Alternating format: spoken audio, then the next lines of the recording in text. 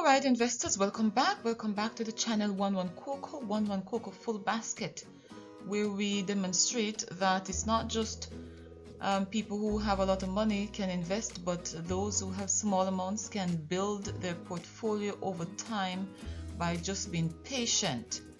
So we have our 2024 quarters 3 and 4 compounding dividend. Well, I've been lacking, so then I just put these 2 quarters together because it would make it easier. Hopefully next year we'll be able to just do quarter by quarter, and I'll have some more time to do that. But for now we have quarters 3 and 4 for you.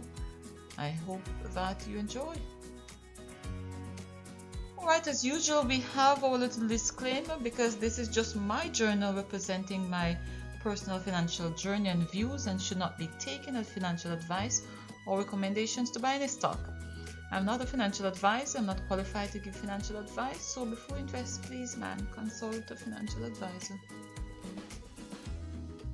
Alright, so this is our portfolio holdings. On the right I'm showing you what I had last year, or I've been holding those forever, and on the left we have my current portfolio holdings, which consists of just 7 stocks, and I'm very pleased at the ones that I've held and built into, but we definitely have gotten rid of some. Elite Diagnostic is one of them. I've been holding that for a while, and I was in a position of advantage for sure. At one point I was got some capital appreciation on that. I held it, and then it went to some place that I couldn't even see the value, and so I sold out of that. You know, I took some losses there, but it's okay. Medical disposables and supplies is another one that I had to dispose of. Like it was bad. I've never seen a stock go from where it was, and of course I was also in a position of advantage with medical disposables and supplies. Held it there for a while, and then it went to a place I couldn't see the value, and so I sold out of that. I also sold out of Jamaica Stock Exchange. That's a disappointing one, and Stock Exchange should have performed better than that, but we held it for a while, and I didn't think that it would have recovered anytime soon,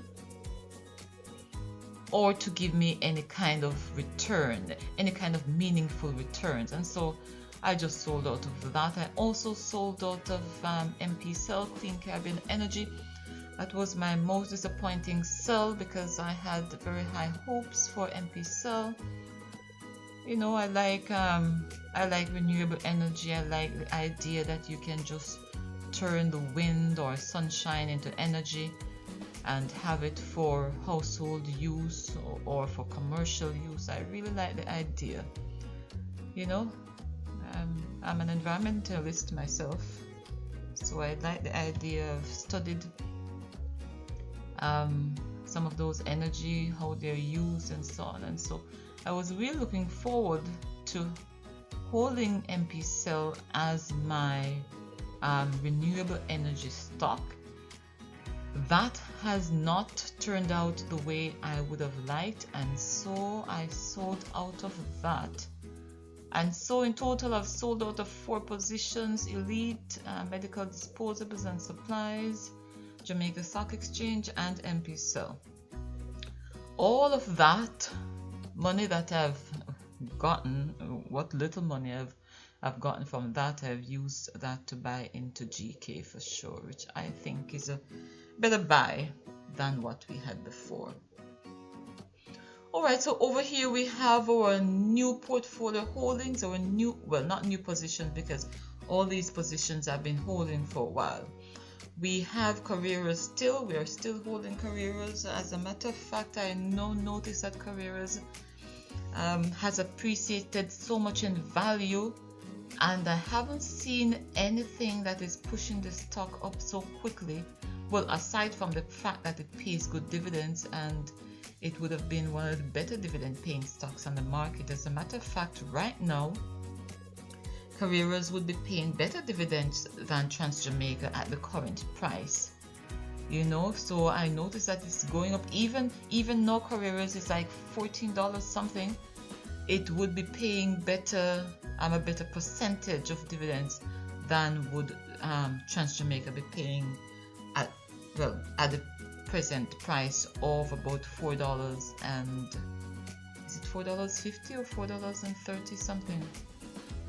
I have not been following so closely these days because I have not been buying into Trans-Jamaica, but I certainly will take another look at Trans-Jamaica. That has been my focus stock for a while.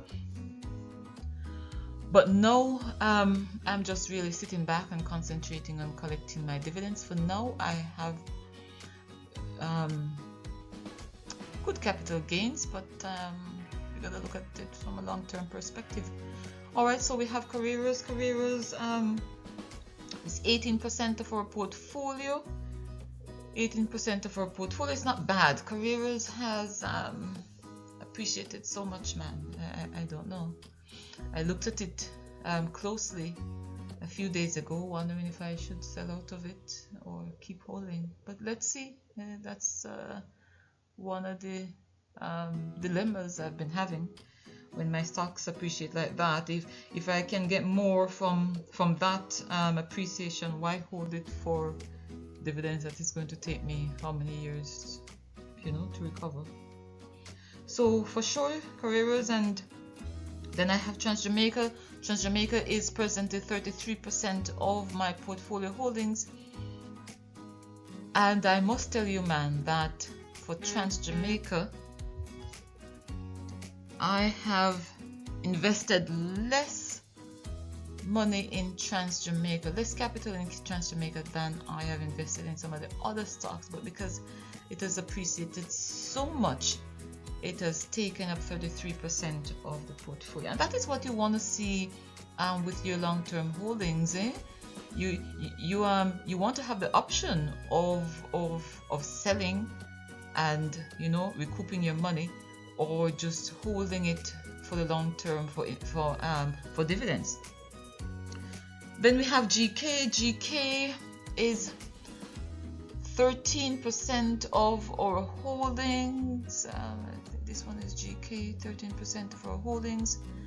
GK has, for me, done very well. I have no complaints there so far, and so I'm a very proud investor in GK. GK has been my focus stock for a very long time. I think for 2 years, well, for the mid part of 2023 and all of 2024, we have just bought GK. And one of the things about buying GK, I must say,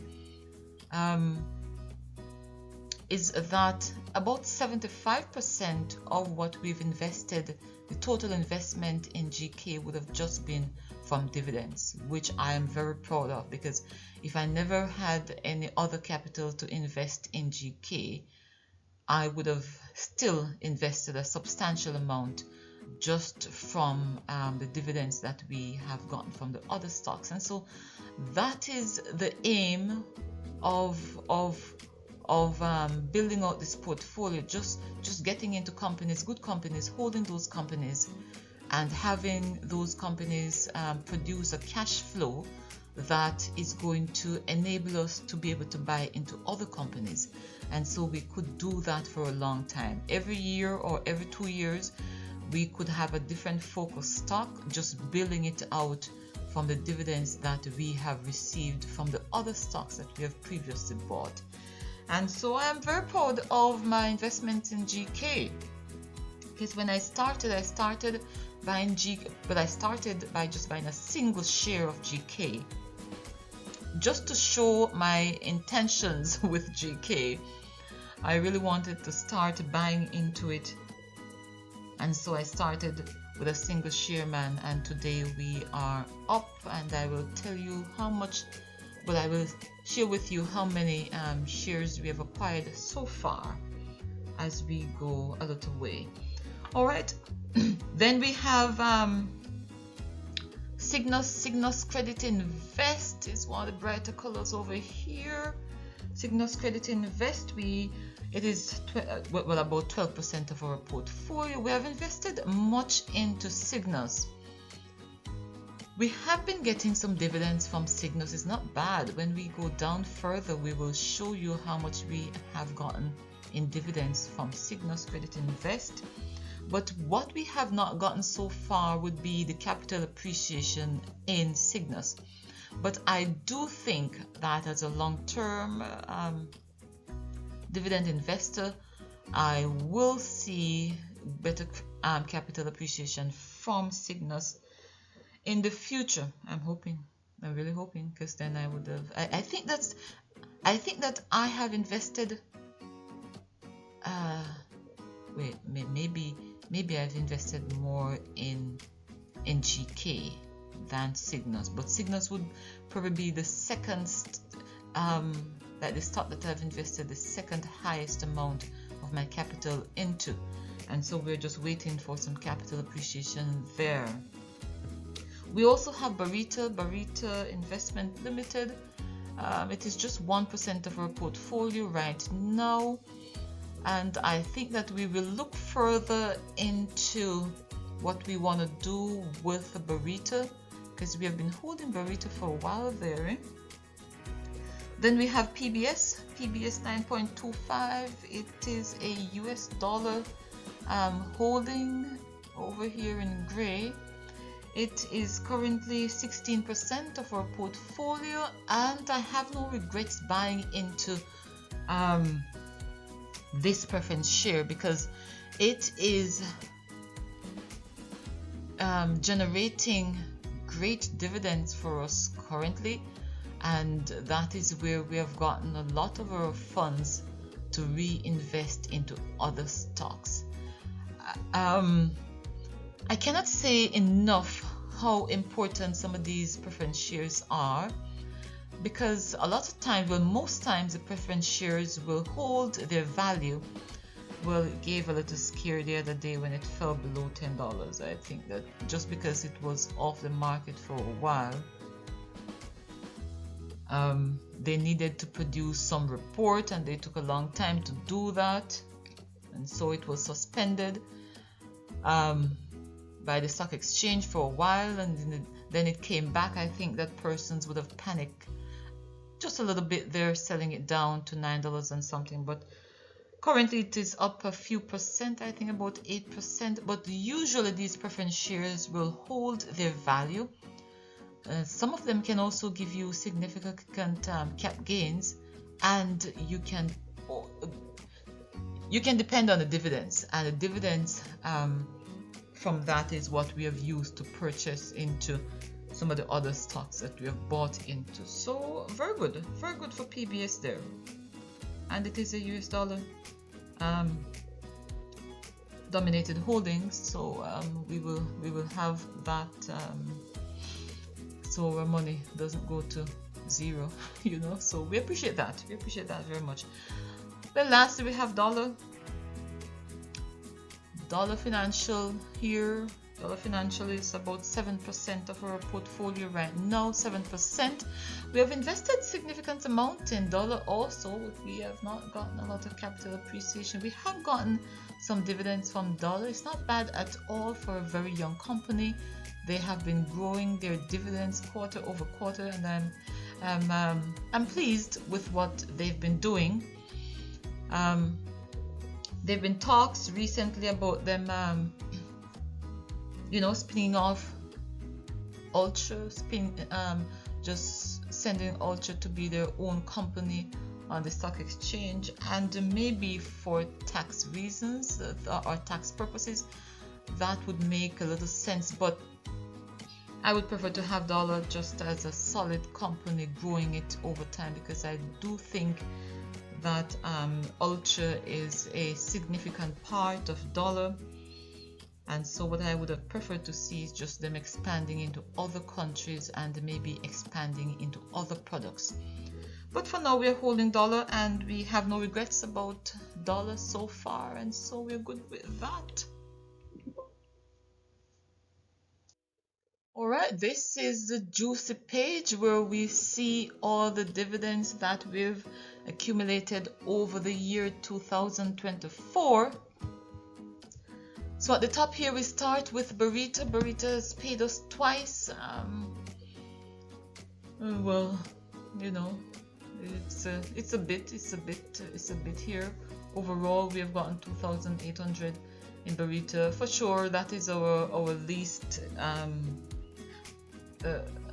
well, that is our smallest position, and so we cannot complain too much about that. We get what we give, and we haven't given a lot to Burrito, so we haven't gotten much from them either.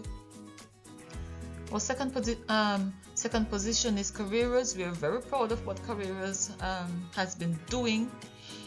They're very consistent with their dividends. If you look across, man, it's 29,000, 19,000, 29,000, 42,000 the last quarter there. Very nice. Overall, we have gotten 121,000 from Carreras, and we can't complain about that at all. And we have gotten such great cap gains in recent times. They have given us almost 100% in cap gains already, but can we even count on that? Is either eh? You can't. I guess in this case I can't have my cake and eat it. You know, I can't have the dividends and have the cap gains at the same time. But then it gives me the freedom of having the option of whether I want to continue collecting dividends, I want to sell out and collect my cap gains. So that's a good place to be. That's a good position to be in. Our third holdings is GK, and GK has been increasing, man. It is my pride too. Well, it has been my focus stock for the last year and a half. The first quarter we didn't have a lot in GK, and so we got $205, not a lot. And all the increases in dividends that you are seeing here is just because we have increased our position in GK quarter over quarter. And for the last quarter though they have increased their dividends from 50 cents to 75 cents, and so this has pushed these dividends up a bit here, but for sure mostly it is just from us increasing our position in GK. Overall we've gotten 18,000 from GK. It's not a lot of money, but it is. I consider GK to be one of those dividend growth stocks, and so we are being paid with these small dividends to hold the stock while we wait on better capital appreciation. Cygnus Credit is not bad. They pay only twice per year. Overall, we have gotten 85,000 from Cygnus. We have not gotten, as I said before, lots of capital appreciation from Cygnus, but we do appreciate what we have gotten in dividends and what we can actually do with that dividends that we have received in terms of being able to buy into other companies. TransJamaica is another good dividend payer. They only pay in quarter one and quarter three so far, also just like Cygnus. And so in total we have gotten 133,000 from TransJamaica, which is pretty close. With Carreras there is only a 10% margin. It was only a $10,000 margin there difference. So it's not bad. Carreras, you know, they have been paying, and so that is why I said before that I can't see why people would be buying Carreras, because right now it's probably the best dividend paying company on the stock exchange, because because I'm getting 133,000 from what I have from the shares I have in TransJamaica. But if you are buying the shares currently, it would make more sense to buy Carreras over TJH. I wouldn't, but if you're just buying for dividends, then that's what you would see. If you're looking down the road, though, I would prefer to buy TransJamaica, because there is going to be pretty good movement in the share price in a shorter time, I think, than for Carreras. So I would still buy TransJamaica, but for sure, if you just look at dividends for this year 2024, It's not bad at all. I'm quite pleased.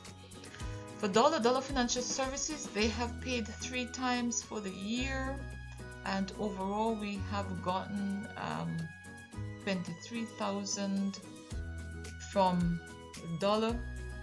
It's a young growing company, and so it is my only junior market holding right now. I'm not a fan of going back to the junior market to be holding those long term. Junior market is for buying and selling, man, quickly. Maybe day trading or just you know, just monthly trading or whatever you do to just make money and get out of it. But when you hold some of those companies long term, then you lose all the gains and they don't pay dividends, and then you know, the people are not as managers are not as accountable, I think, like those companies that would be on the greater market. And so for now, I'll just leave those other companies out of my portfolio. I don't owe them anything and they don't owe me, so we can just part ways and see where it goes from there. All right, next we have PBS 9.25 is actually our dividend king, man. Look at what they have done. This is all in US dollars, but I've converted it to Jamaican dollars, and this is what we have gotten.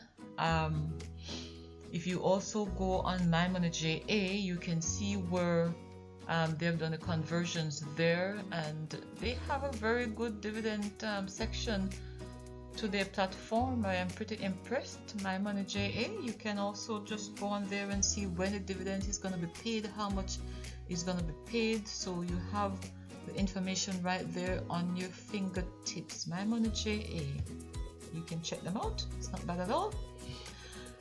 So overall we have gotten 153,000 in Jamaican dollars when we did the calculations. It's not bad. I like that, and this is where we have gotten a lot of our funds to buy into other companies. All right, so quarter over quarter, the dividends is not evenly distributed, for sure not. Some of the companies pay in quarter one, they all pay in quarter one, and then most of them pay is also in quarter three, so that's where we have gotten most of our money there. Quarters 2 and 4, not all companies will pay, and so some of the companies still do pay, so it's not evenly distributed. So if you're collecting dividends for just monthly spending, it would be better if you collect all the dividends for this year and then you start your monthly spending next year. And so what you're doing is just adding on to the funds that you already have, and so you do not run out of cash that way, because you need a steady cash flow. So it's not bad. Overall, we have collected 536,000 in 2004. When we do our comparison with last year, 2023, we will see how much more we have gotten. I did make a recording but I did record the amount that we made last year, and I did say last year that I wanted to make at least 500,000. We have surpassed that amount, 536,000, and going strong. How much will we make next year, 2025? Well, this year, 2025, we're already in 2025. How much will we make? Alright, we have made some changes to the portfolio, some of which we have already spoken. We have sold out of Elite Medical Disposables and Supplies, Jamaica Stock Exchange, Emplicel, Clean Caribbean Energy. We have sold out of those 4, and we have used the proceeds from all those sales to buy into GK. And so we have achieved our goal of 20,000 shares in GK, and I must say a round of applause to us. You know, I like the fact that we have gotten to this 20,000 mark, and we have not just gotten to the 20,000 mark from dividends. As I said before, almost 75% of the amount invested in GK since about July of 2023, when I decided to go steady in purchasing GK, have come from dividends. And this is just to show that if you're willing to be patient and just to build out your portfolio, you're not in any hurry, You're not buying risky stocks just because they promise to go up tomorrow or to go by Tuesday. You can build out a strong portfolio, and I do think that what we have here in Carreras, Trans-Jamaica, GK, Cygnus Credit, Barita, PBS and Dollar, I do think that this is a strong portfolio.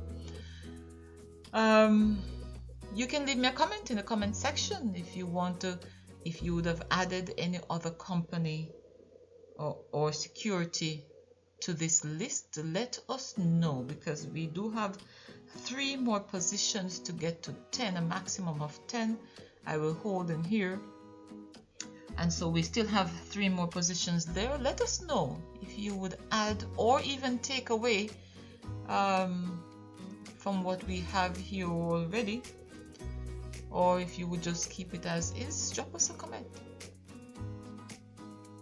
Alright, we did show a lot of this in our last presentation when I asked what's next, what are we gonna buy next, you know, and we did look at Seprod. We're not gonna go over that. We did look at Barita, we looked at Wisynco, we mentioned NCB, and so with us meeting our goal of reaching 20,000 GK shares, I think that I want to move on to a new stock of focus for this year, 2025.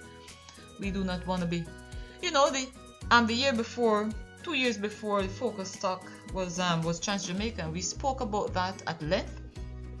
We spoke about that in every presentation because that's the stock that we were focusing on at the time.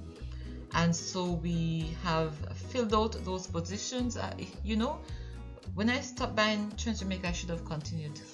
You know, but it's all in hindsight. It is all in hindsight. This stock market, you're not able to play the market. It's all in hindsight. You will look back and say, I should have, I could have, you know.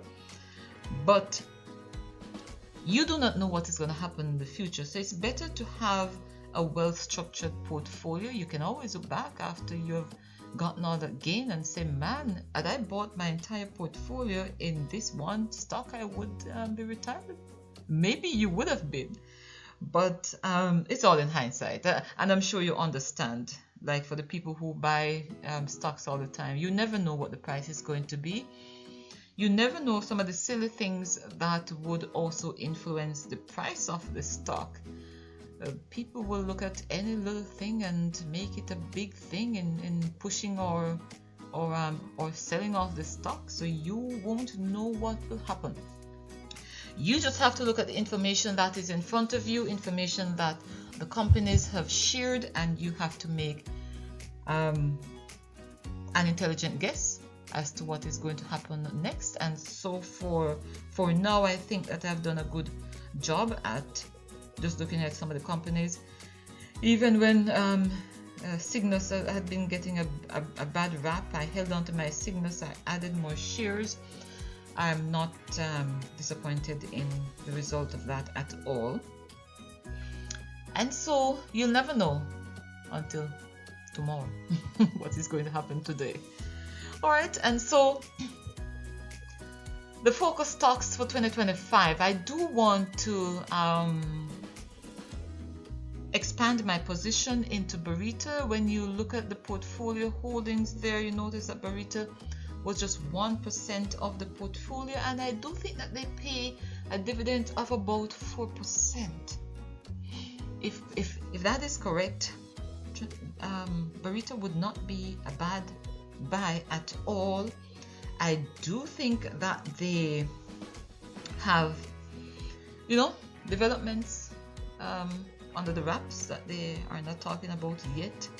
Raman Small, in their last investor briefing, he hinted at raising more funds on the market, but maybe in terms of debt, maybe he wants to do a debt raise, maybe a preference share raise, instead of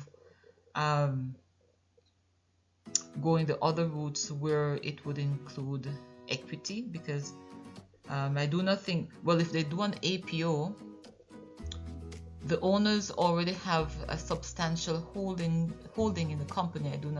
I do not think that even if they do a rights issue, that they will be able to buy into that position sufficiently to hold on to their percentage stake in the company that they have already. And I don't know if people have the appetite for the APO right now. So rights issue, maybe people would be more friendly towards buying some more shares if they had the right to hold the same percentage that they have now. The APO is just going to dilute shareholders further because they've been diluted twice already. And so if he's going to raise some debt on the market, maybe a preference share, and that would have to be a good paying preference share, because there are actually good paying preference shares on the market now. Cygnus has a good paying preference shares on the market. You know, as I said before, PBS, they have a great preference share on the market that is being sold now for almost par, because it's almost at $10 there, or a little over $10. So for Raman Small to come to the market, he will have to do something, because he's looking now that interest rates may be going down, so he may want to be offering a lower interest rate, but he has to be careful with that, because there are already some good preference shares out there on the market. So yes, Barita is, well, I've also looked at NCB. I've taken a long time looking at NCB. NCB is now at $50 for sure. Mayberry is touting the fact that they will be able to pay more dividends going forward, and so that could push the stock price up. But man, it's not just investor sentiments that will keep NCB down, I don't think. I think the fact that persons have been holding onto NCB, from NCB went up to $240 to now it's like one fifth of the value of what some persons would have bought it at. I think that as NCB goes up, people would just be like cutting their losses and running. And there's so many shares of NCB out there, and not just the original shares, but the APO shares are also out there at 60. How much was it? $62, someplace there, whatever it was. They are already down from the APO price that they've paid. And so let us say that NCB do get back to $60. A lot of those people will be cutting their losses and running. And a lot of the people who have been holding for years, as soon as the price appreciates a bit, they're gonna be like, okay, we're already taking a loss, and so we will just take a smaller loss, you know. So that's just my opinion though. As the price moves up, because they may be paying more in dividends, because NCB is not a young company, it's like an old horse, man, that we do expect to be strong, and we expected it to be holding its value. We expected it to be paying dividends to all those retirees, all those pension funds. That's what we expect of NCB, and NCB has not produced that. But make no mistake, persons who are buying NCB now at $50, I think that they are at the highest advantage, because they have not lost anything yet. And I do think that NCB can go up from here. I don't think that well, I do think that NCB has bottomed out, in my opinion, for sure. And for the persons buying now, the only thing that can happen is capital appreciation and increased dividends. And so if you buy it at this price, I think you're a winner, actually. And so that is why I thought of getting into NCB. I'm not saying never, but I do think that if at any point I would want to get into NCB, it would be at this $50 mark.